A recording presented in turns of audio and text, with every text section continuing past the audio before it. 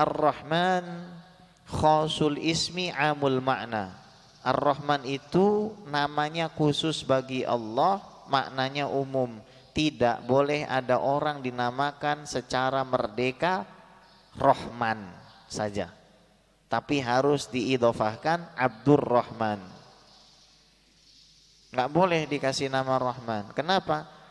Karena Ar-Rahman ini maknanya zat yang menanggung. Zat yang menanggung seluruh kenikmatan langit dan bumi alam semesta. Kalau ada orang dinamakan Rahman, nggak bisa. Tapi kadang-kadang kita suka manggil orang apa? Pak Rahman. Nah, tuh. Ya sudahlah, ini kan warga plus 62 Beb. Kalau warga plus 62 ini kadang-kadang terserah ya. Bagusnya jangan. Panggillah Pak Abdurrahman. Abah ana namanya Abdurrahman. Orang sering manggil Pak Rahman. Yang betul panggil semuanya Abdurrahman.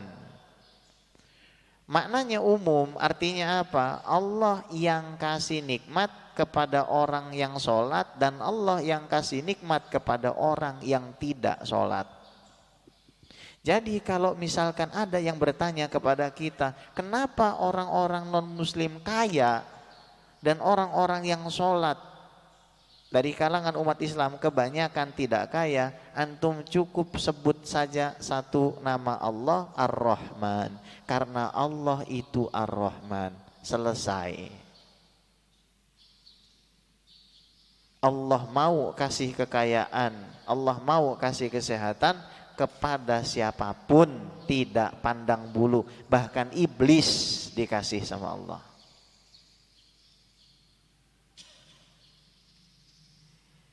Iblis minta sama Allah dikasih. Itu rahmatnya Allah. Tapi hanya di dunia saja. Ar-Rahman artinya zat yang menanggung seluruh rizki dan pemberian kepada makhluk yang ada di alam semesta di dunia saja. Maka orang tidak boleh dikasih nama Rahman meskipun maknanya umum, mencakup siapapun. Silakan. Ar-Rahim. Ar-Rahim, yang dimaksud dengan Ar-Rahim yang memberi nikmat-nikmat yang kecil, nikmat-nikmat tambahan sekunder seperti bertambahnya iman, berlimpahnya nikmat, keluasan rezeki, akal yang cerdas, ketajaman pendengaran dan penglihatan dan lain-lain. Ada khilaf di kalangan para ulama sebelum saya jelaskan makna Rahim ini. Khilafnya seputar apakah iman itu bertambah atau berkurang. Imam Abu Hanifah mengatakan iman itu tidak mungkin bertambah atau berkurang. Imam Syafi'i mengatakan iman itu bertambah dengan ketaatan dan berkurang dengan maksiat. Bagaimana cara kita mengompromikan ini? Gampang. Yang dimaksud Imam Abu Hanifah adalah mutlakul iman.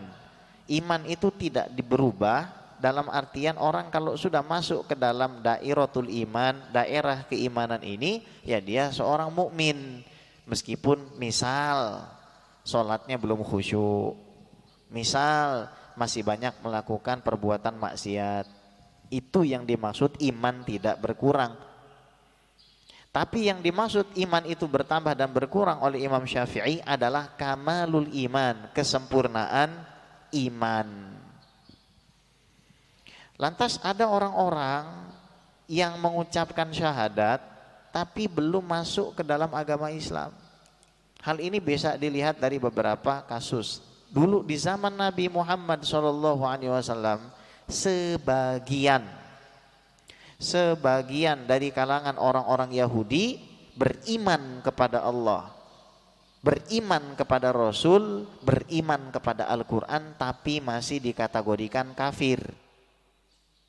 Nah gimana tuh?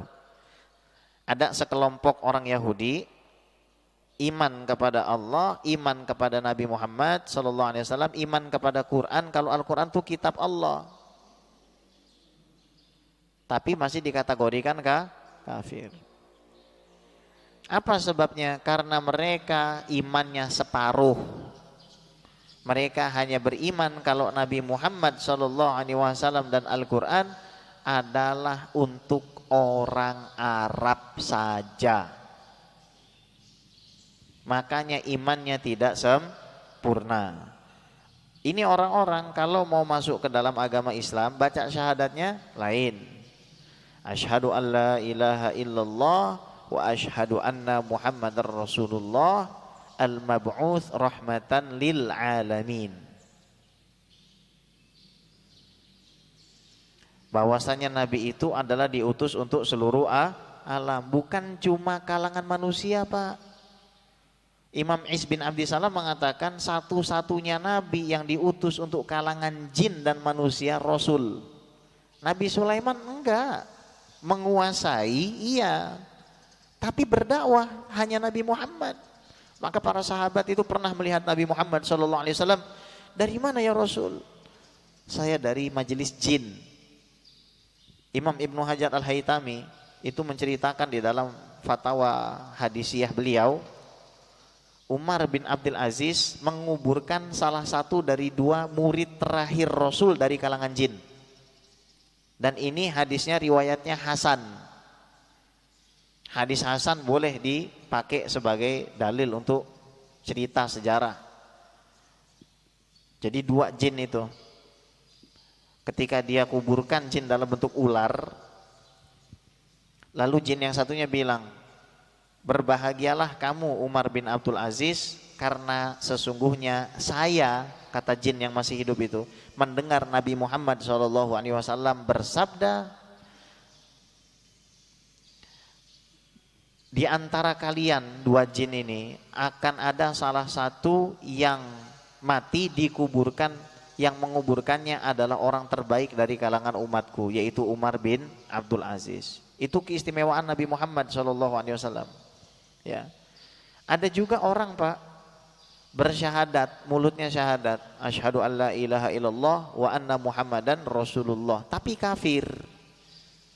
Ahmadiyah, karena meyakini ada nabi setelah Nabi Muhammad. Maka orang Ahmadiyah kalau mau masuk Islam lain syahadatnya, asyhadu an la ilaha illallah wa asyhadu anna Muhammadar Rasulullah khataman nabiyyin, penutup dari semua nabi. Gitu. Ada juga orang yang mulutnya ngucap syahadat tapi melanggar syariat dengan sengaja. Namanya aliran Bahaiyah. Bahaiyah ini, Pak, menjadikan 1 tahun itu 19 bulan, 1 bulan 19 hari. Berarti puasa Ramadan cukup 19 hari, bayar zakatnya 19%. Puasanya dikorting, zakatnya dinaikin angkanya. Ada orang seperti itu. Maka orang-orang kayak begini kalau masuk Islam gak cukup asyhadu an la ilaha illallah wa anna Muhammadan Rasulullah, asyhadu an la ilaha illallah wa anna Muhammadan Rasulullah, wa atabarra'u an kulli dinin yukhalifu dinal Islam, dan aku berlepas dari semua ajaran yang bertentangan dengan ajaran agama Islam. Ada wirid yang saya ingin Bapak lazimkan. Nanti saya akan belikan kitabnya, tipis. Namanya Aqidah Habib Ali bin Abi Bakar As-Sakron. Itu kalau kita baca pagi hari dan petang, insya Allah kita punya batin kuat, akidahnya nggak akan disesatkan. Jadi wirid yang dalamnya menguatkan akidah. Ya, nanti insya Allah saya yang belikan itu. Baik, silakan dilanjut. Rohim ya, belum selesai. Rohim maksudnya adalah amul ismi khosul makna. Namanya umum. Bapak boleh kasih nama anak Rohimuddin, boleh. Boleh kasih nama anak Rohim saja boleh, nggak usah pakai Abdur Rohim, boleh. Tapi maknanya ini adalah khusus. Namanya umum, maknanya khusus. Artinya Allah Subhanahu wa taala hanya akan mengampuni dosa-dosa orang beriman di hari kiamat. Itu maknanya Rahim. Jadi kalau Rahman bima a'ta, war-Rahim bima ghafara. Allah Rahman karena memberi siapapun, baik itu orang kafir di dunia, tapi di akhirat yang berlaku hanyalah Rahimnya. Baik.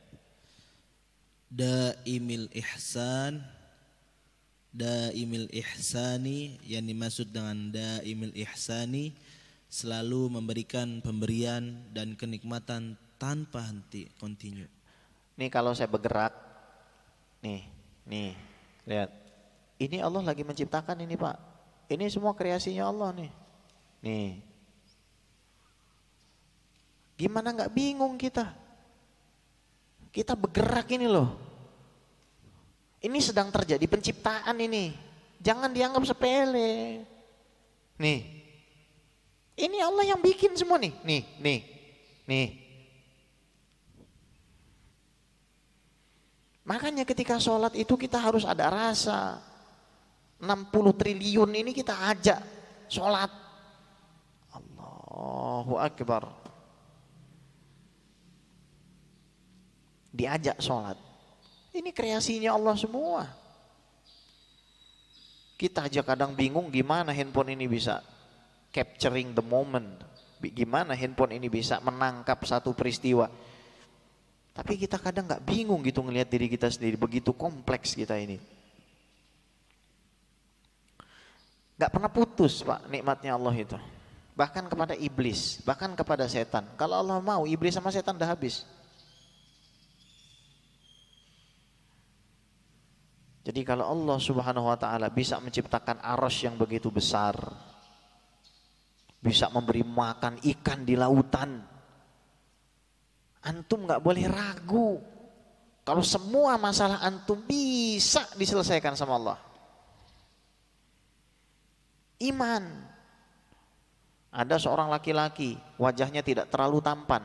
Saya tidak mau mengatakan jelek Pak, tapi tidak terlalu tampan.